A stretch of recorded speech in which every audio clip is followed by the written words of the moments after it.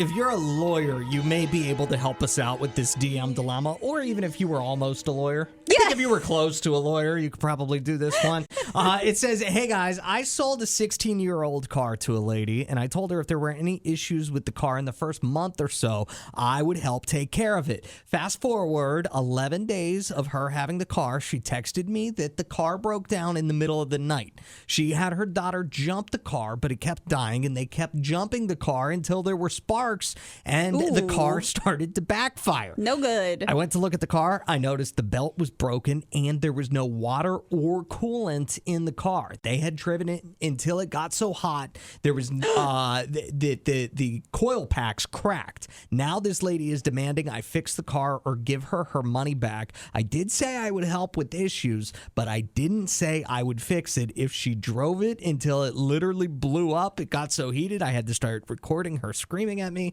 But I am torn as to what I should do. What do you think? Allison, what would your advice be? I'm so nervous because I understand she was just trying to do the right thing. And in the moment, she's like, listen, I understand this is an older car. If something happens within the first month, I'll help. But you got to have all that structured out and in writing, or don't say it at all, because I feel like she entered some type of verbal contract and now she is going to have to pay up to 50% of the damages, even though this lady I don't know anything about cars. I might have made some of the same mistakes that this lady did. I wouldn't necessarily hold the person accountable, but I feel like she entered that verbal contract just trying to be nice. I don't know. No? 601-995-1017. My advice would be just block the lady and forget about it.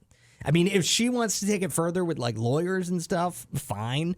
But she probably isn't going to want to do that because she probably doesn't know for sure if she has a case or not. So just block her, forget about it. It doesn't say anywhere that this is like a close personal friend or anything like that. That she sold the car to, you know what I'm saying? Yeah. 601-995-1017 is our phone number. A text message says, negligence isn't your problem. That's sort of what I'm saying. Like everybody should know you can't drive a car around with no coolant or water in it or you're going to have problems. Yeah, I mean, everyone should know, but at the same time, it makes me nervous. Like, I've definitely been in those situations where I'm just trying to be nice. Like, they say if you get into an accident, you're not supposed to say, I'm sorry, because then that suggests that you're at fault. I just feel like she said too much. 601-995-1017. I'm very excited to see what our buddy Jesse has to say about this. Hopefully he can call. He has texted that he has dealt with this exact situation hundreds of times as a cop. Oh, man, getting called out of people screaming at each other about this. Yeah, give us a call if you have advice. If you missed the drama of the DM dilemma, we got a DM. Basically, somebody sold a 16-year-old car to someone else and said, hey, if there's issues with this, I'll help you get them taken care of if they happen within the first month or so. Lo and behold, there are issues. The car blows up, essentially. Yeah.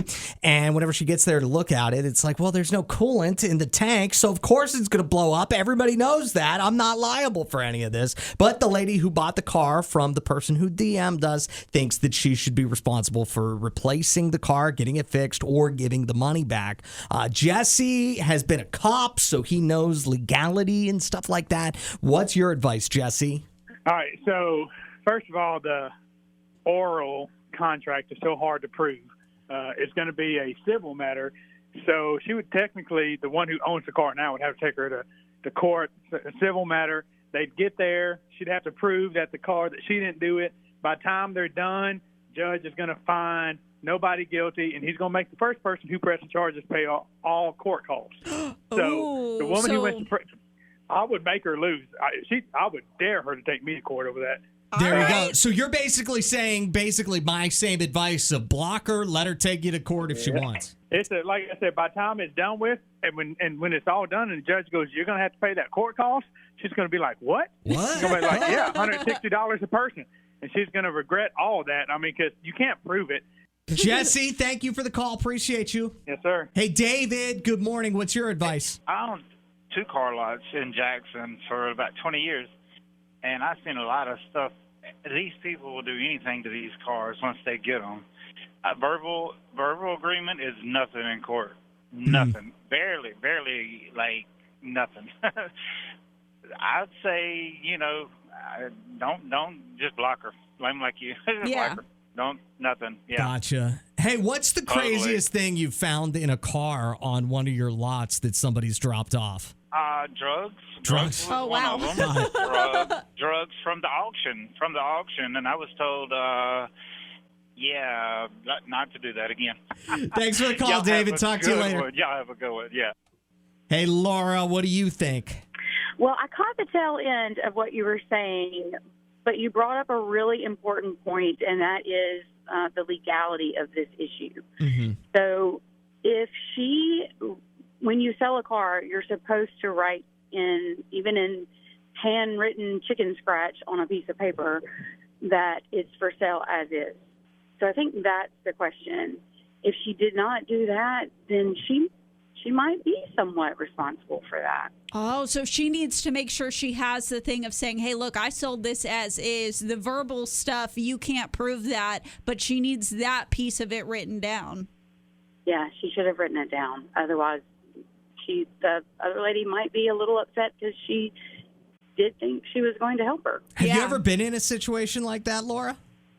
I haven't, because this tidbit of information is what my dad always said to me. We've sold several cars, and it's as is. I can't be responsible for the neglect of someone else after the fact. I know what I've done with my car.